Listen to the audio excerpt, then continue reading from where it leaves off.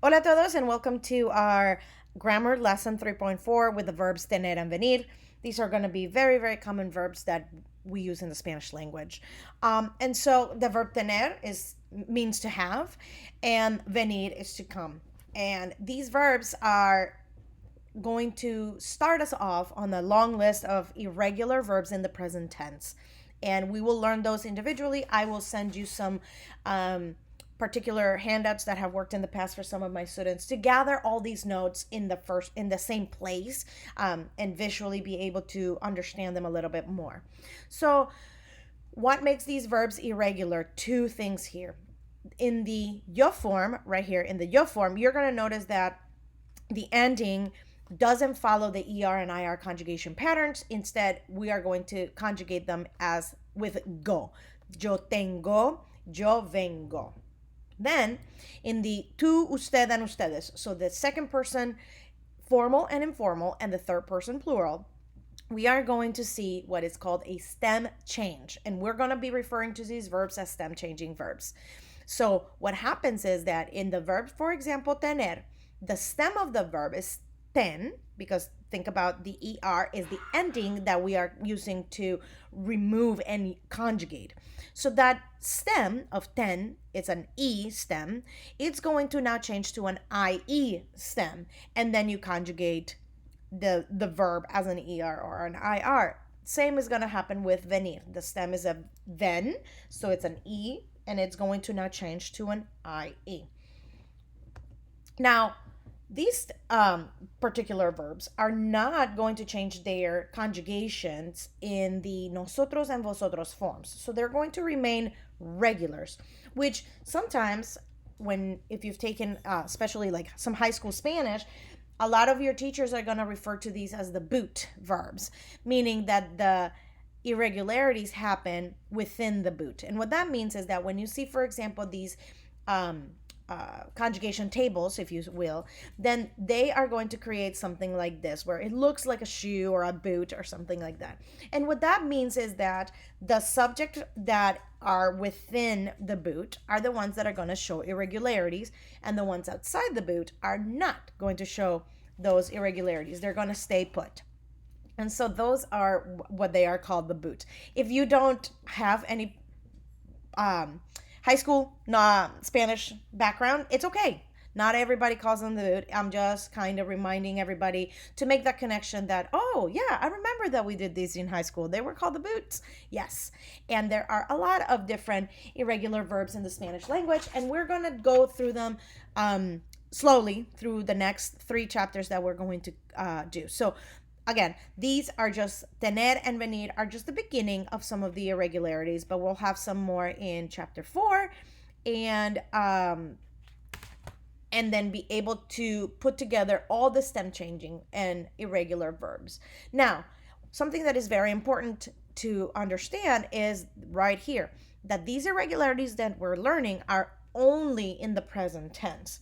So later on, when we learn different tenses, then you are going to learn the irregularities, but those are going to be specific for the other tenses. So what we will be learning this semester will be specifically to the present tense. Okay, so the verb tener.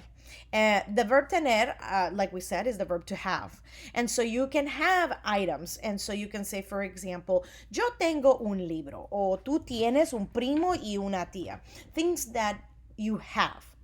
So particular items that you have. Now, the other use of tener, which is very common, is to have to do something. So, oh, I have to go study, or I have to brush my teeth, or I have to, all of those things. So the way that you're going to be able to express that sentiment of having to do something is that you are going to have the verb tener, and the connector is going to be that que participle, and then you're going to have that other verb of the things you have to do. Now, the verb tener, you are going to conjugate it to the subject of your statement, and the second verb, you will not conjugate it. You will leave it in the infinitive. So what does this look like? So for example, tú tienes que estudiar para el examen. So meaning, not that you have an exam, that's different. You could say, tú tienes un examen, o tú tienes el examen. That's fine. Things that you have, where you have the verb tener and a noun. But here, the idea is that you have to study for the exam. So tú tienes, notice the conjugation of tener matches the subject tú. Then we have this connector que, and then the second verb, the things that you have to do, will stay in the infinitive. So tú tienes que estudiar para el examen. Okay? So these are obligations, the things that you have to do. And that is another use of tener.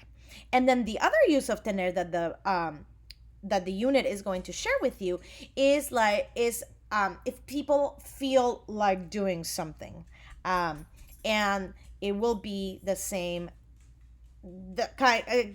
setup, right? You have the verb tener that is conjugated to the subject, and then you say ganas de is your connecting piece, right? So right here for the obligation, our connecting piece was que, and then if you feel like something, then your connecting piece will be ganas de, to feel like, and then that second verb will remain in the infinitive. And so if I asked you, hola, ¿tienes ganas de comer? Right? Do you feel like eating? And then you can answer, no tengo ganas, no tengo ganas de comer. Or you can say, no, actually, tengo ganas de dormir. So you can answer with a positive of something different. So you can answer negatively and answer specifically to feeling like you want to eat, or just say no, which is a complete sentence right there, and tell that you feel like doing something different. So right now, those tener uses will have 3 different ones, all keeping in mind that you have to conjugate the verb tener within its irregularities, right? So within that boot changes, where you have the yo changes that conjugates them with that go ending, and then the tú, él, ella, usted, and ellos, ellas, and ustedes irregularities for the stem. All right. If you have any questions right now, feel free to pause it and write them down and send me that little note. All right.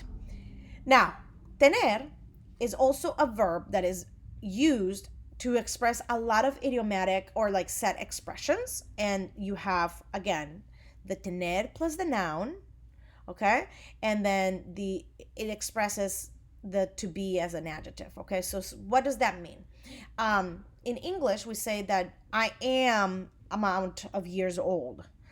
In Spanish, that is not expressed that way. So we don't say, oh yeah, yo soy 20 años. No. In Spanish, we say that we have a certain amount of years. So yo tengo 20 años.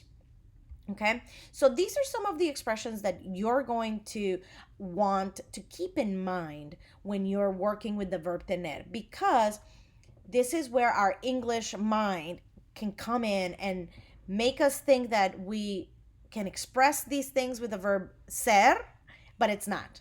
Okay, these are expressions with the verb tener. So these are expressions that you're just gonna have to have them handy and review them over and over until they just become more natural understanding of what we express in Spanish. So when I say I am hungry, that's our English expression. But in Spanish, how we express it is that you have hunger.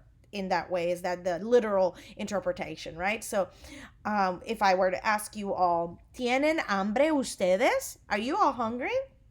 And then you would say, oh, sí, profe, tenemos sed también. So you can add extra details to your answers, okay? So again, you have the obligations, the feeling like doing something, and the expressions with tener. Aside from just saying that someone has something, which is the most basic use of tener. So you have 4 different things right now that you're going to be working with the verb tener. All right. And then venir, to come, the verb to come. Again, The verb to come will follow those irregular conjugations in the yo form with the go ending, and the stem changing irregularities on its conjugation for the tú, usted, él, ella, and then ustedes, ellos, and ellas conjugations. So we could say, for example, nosotros venimos juntos. So it's just the verb venir and some extra details, like we come together.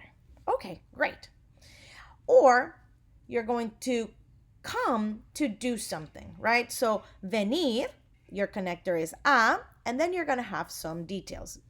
For example, ellos vienen a las 5 de la tarde. So they come at 5 o'clock in the afternoon. Ella viene a la clase de español, literally saying that she comes to the Spanish class. And that's why we have that a as the connector before those details arrive. Okay? So venir is a little simpler. The big takeaway with the verb venir is that it has those conjugation irregularities. And so if you have any questions, also feel free to send me any notes on the verb venir. Now, right now, what you guys are going to do is practice some of those conjugations. And I made this little silly honeycomb puzzle, and everybody's is going to look a little bit different, which is my favorite part about it. And you will make a copy of this Google Slides activity, and you will have these manipulative honeycombs that you will switch around and be able to conjugate the verbs and create a honeycomb unique to yourself. And you will be able to then post the final image once you've conjugated them into our assignment. If you have any questions, again, please do not hesitate to reach out. And hopefully the verbs tener and venir are a little bit clearer now. All right. See you soon.